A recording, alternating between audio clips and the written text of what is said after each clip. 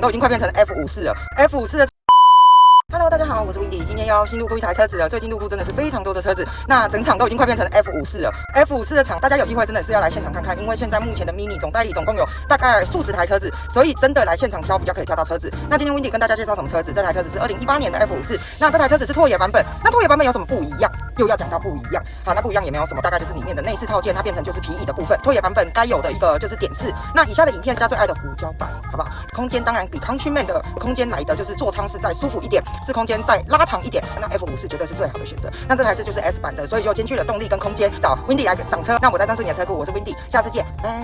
And if I only could make a deal with God, and I couldn't just wipe out places, be running up that road, be running up that hill, be running up that building. 关注 Windy， 让你在中古车里不迷路。